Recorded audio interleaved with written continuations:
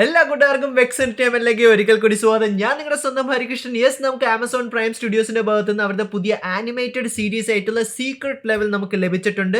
അതിന്റെ ആദ്യത്തെ പാർട്ടിന്റെ റിവ്യൂ ആണ് നമ്മൾ ഇന്ന് ഈ വീഡിയോയിൽ ചെയ്യാൻ പോകുന്നത്. അപ്പോൾ കൂടുതൽ കാര്യങ്ങൾ പറഞ്ഞ് നിങ്ങളുടെ ആദ്യം സമയം ഞാൻ കളയുന്നില്ല. അപ്പോൾ നമുക്ക് തുടങ്ങാം. സോ റിവ്യൂയിലേക്ക് കിടക്കുന്നതിന് മുമ്പ് നിങ്ങൾ ഈ ഒരു സീരീസിനെ കുറിച്ച് കേൾക്കുമ്പോഴത്തേക്കും നിങ്ങൾ എന്താണെങ്കിലും നെറ്റ്ഫ്ലിക്സിന്റെ സീരീസ് ആയിട്ടുള്ള ലവ് ഡെത്ത് റോബോട്ട്സിനെ കുറിച്ച് ഭയങ്കര രീതിയിലുള്ള കമ്പാരിഷൻ പലയിടത്തും നിങ്ങൾ കേട്ടിട്ടുണ്ടാകും.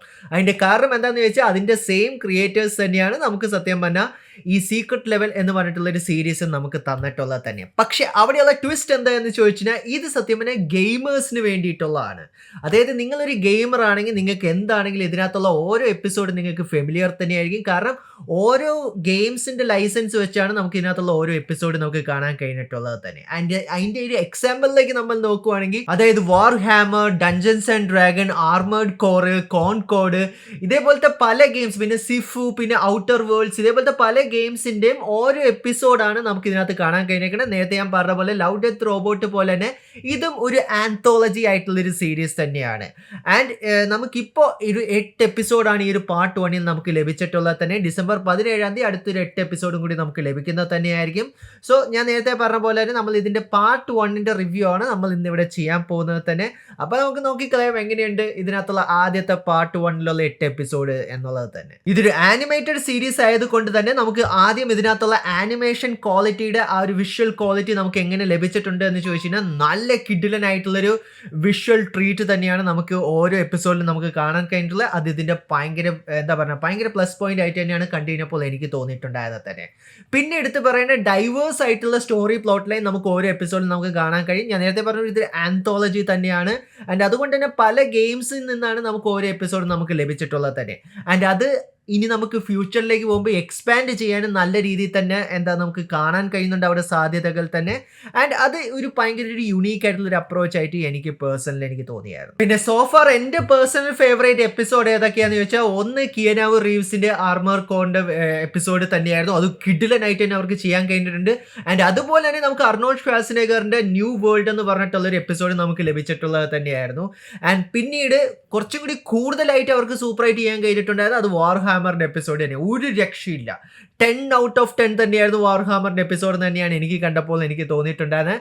നിങ്ങളുടെ പേഴ്സണൽ ഫേവറേറ്റ് ആയിട്ടുള്ള എപ്പിസോഡ്സ് ഏതൊക്കെയാണെന്നുള്ള കാര്യങ്ങൾ നിങ്ങൾക്ക് കമന്റ് ബോക്സിൽ കമന്റ് ചെയ്യാവുന്നതാണ്. പക്ഷേ ഈ പറഞ്ഞ ഓരോ ഇൻഡിവിജ്വൽ എപ്പിസോഡ്സ് ചിലതെല്ലാം നല്ലതാണെങ്കിൽ തന്നെ പക്ഷെ ചില എപ്പിസോഡ്സിലേക്കൊക്കെ നമ്മൾ പോകുമ്പോഴത്തേക്ക് അതിനകത്തുള്ള റൈറ്റിംഗ് അവർക്ക് അത്ര നല്ല രീതിയിൽ തന്നെ മികവ് പുലർത്താൻ കഴിയുന്നതായിട്ട് എനിക്ക് പേഴ്സണലി എനിക്ക് തോന്നിയിട്ടില്ല. ആൻഡ് ചില എപ്പിസോഡ് ഭയങ്കര സ്പീഡിൽ എൻഡ് ചെയ്യുന്ന പോലെ എനിക്ക് തോന്നിയിട്ടുണ്ടായിരുന്നു. ആൻഡ് ഓരോ ഗെയിം ഫ്രാഞ്ചൈസിയിലെ ഓരോ എപ്പിസോഡാണല്ലോ നമുക്ക് കാണുന്നത്. അപ്പോൾ ആ ഒരു ഗെയിംസ് ഇഷ്ടപ്പെടുന്നവർ കാണുമ്പോൾ ചില സമയത്ത് അവർക്ക് തോന്നും ആ ഒരു ഫ്രാഞ്ചൈസിക്ക് ഒരു ജസ്റ്റിഫൈ അവർ കൊടുത്തില്ല, കുറച്ചും കൂടി ആ ഫ്രാഞ്ചൈസ് ഡിസർവ് ചെയ്യേണ്ടതായിരുന്നു എന്നുള്ള കാര്യങ്ങളും ചില എപ്പിസോഡിനകത്ത് തോന്നാൻ സാധ്യതയുള്ള പോലെയാണ് എനിക്ക് തോന്നുന്നത്. കാരണം നമുക്കിതൊരു ഫുൾ ഫ്ലെജ് ആയിട്ടുള്ള ഒരു ഗെയിം ആയിട്ടല്ല നമുക്ക് ലഭിക്കുന്നത്. ഇത് ആക്ച്വലി ഒരു വീഡിയോസ് ആണ്, അതായത് ഓരോ എപ്പിസോഡ്സ് ആയിട്ടാണ് നമുക്ക് ലഭിക്കുന്നത് തന്നെ. സോ ഇതേപോലത്തെ ചെറിയ കാര്യങ്ങൾ അവർ ഒന്നും കൂടി ശ്രദ്ധിക്കേണ്ടതായിട്ടാണ് എനിക്ക് ഇനി വരാൻ പോകുന്ന എപ്പിസോഡിലും എനിക്ക് പറയാനുള്ളത് തന്നെ. കാരണം എന്ന് പറഞ്ഞാൽ നമുക്ക് പാക്മാന്റെ എപ്പിസോഡിലേക്കൊക്കെ നമ്മൾ നോക്കിക്കഴിഞ്ഞാൽ അത് ഭയങ്കര കൺഫ്യൂസിംഗ് ആയിട്ടുള്ള ഒരു എപ്പിസോഡായിട്ട് എനിക്ക് തോന്നി. ആൻഡ് അതൊരു സോഴ്സ് മെറ്റീരിയലിന് ജസ്റ്റിസ് കൊടുത്തതായിട്ടും എനിക്ക് പേഴ്സണലി എനിക്ക് തോന്നിയിട്ടില്ലായിരുന്നു. പിന്നെ കുറച്ചും കൂടി ആൾക്കാർക്ക് ഇഷ്ടപ്പെടാതെ പോകുന്ന ഒരു കാര്യം എന്ന് പറഞ്ഞാൽ ഇതിനകത്ത് നമുക്ക് ഇപ്പോൾ ലഭിച്ചിട്ടുള്ള പല ഗെയിംസും പൊതുവെ ജനറൽ ഓഡിയൻസിന് അത്രയ്ക്ക് അവെയർ ആയിട്ടുള്ള ഗെയിംസ് ആയിരിക്കില്ല.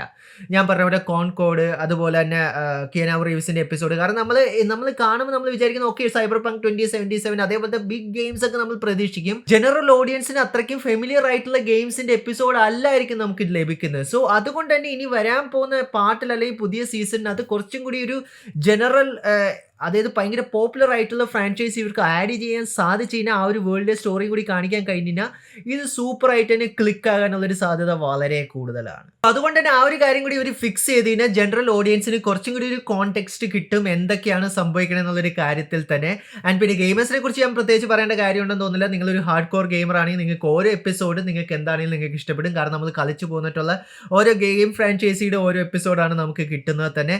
ഞാൻ സത്യം തന്നെ വെയിറ്റ് ചെയ്തിരിക്കുന്ന ഗോഡ് ഓഫ് വാറിന്റെ എപ്പിസോഡ് കാണാൻ വേണ്ടി തന്നെയാണ്. ആൻഡ് അതവർ ആ ടീസറിനകത്ത് അനൗൺസ് ചെയ്തപ്പോൾ തന്നെ ഭയങ്കര വെറൈറ്റി ആയിട്ട് എനിക്ക് തോന്നിയിട്ടുണ്ടായിരുന്നു. സോ നമുക്ക് പ്രതീക്ഷിക്കാം നല്ലൊരു സീരീസായി മാറട്ടെ എന്നുള്ളൊരു കാര്യം തന്നെ.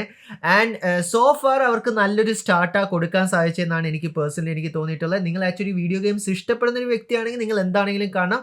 അല്ലാത്തവരാണെങ്കിലും അതേ നേരത്തെ ഞാൻ പറഞ്ഞ പോലെ ലവ് ഡെത്ത് റോബോട്ട്സ് എന്ന് പറഞ്ഞിട്ടുള്ള ആ ഒരു സീരീസ് നിങ്ങൾ കണ്ടിട്ടുണ്ടെങ്കിൽ അത് നിങ്ങൾക്ക് അതിൻ്റെ ആ ഒരു ഡാർക്ക് ടോൺ, ആ ഒരു ഗ്രിറ്റി നേച്ചറൊക്കെ നിങ്ങൾക്ക് ഇഷ്ടപ്പെടുന്ന ഒരു വ്യക്തിയാണെങ്കിൽ നിങ്ങൾ ഇതും ചെക്കൗട്ട് ചെയ്ത് നോക്കുമെന്ന് മാത്രമേ ഞാൻ പറയുള്ളൂ. കാരണം ഇതും ആ ഒരു സെയിം ക്രിയേറ്റേഴ്സിൻ്റെ തന്നെയാണ്. അതുകൊണ്ട് തന്നെ നമുക്ക് ആ ഒരു ഭയങ്കര ഡാർക്ക് ആയിട്ടുള്ള ആന്തോളജി എപ്പിസോഡ് നമുക്ക് ഇതിനകത്ത് ലഭിച്ചിട്ടുള്ളത് തന്നെയാണ്. സോ നല്ലൊരു സ്റ്റാർട്ടായിട്ട് തന്നെ എനിക്ക് പേഴ്സണലി എനിക്ക് തോന്നി. നിങ്ങൾ സീക്രട്ട് ലെവൽ കാണാൻ വേണ്ടി എക്സൈറ്റഡ് ആയിട്ടിരിക്കുമായിരുന്നോ? നിങ്ങൾ ആക്ച്വലി കണ്ടോ? നിങ്ങളുടെ ഫേവറേറ്റ് എപ്പിസോഡ് ഏതായിരുന്നു എന്നുള്ള കാര്യങ്ങളെല്ലാം താഴെ കമൻറ്റ് ബോക്സിൽ കമൻറ്റ് ചെയ്യാൻ തന്നെയാണ്. വീഡിയോ ഇഷ്ടപ്പെട്ടാൽ നിങ്ങൾക്ക് അറിയാം എന്ത് ചെയ്യണം എന്നുള്ളൊരു കാര്യം. സോ ലൈക്കും ഷെയറും ഒക്കെ ചെയ്യാവുന്നത് തന്നെയാണ്. പിന്നെ നമ്മുടെ ചാനലിനെ സപ്പോർട്ട് ചെയ്യുന്ന കാര്യങ്ങൾ ഒന്ന് പരിഗണിക്കാവുന്നത് തന്നെയാണ്. So once again thank you so much for watching this video. Stay safe guys, stay awesome. See you guys next episode.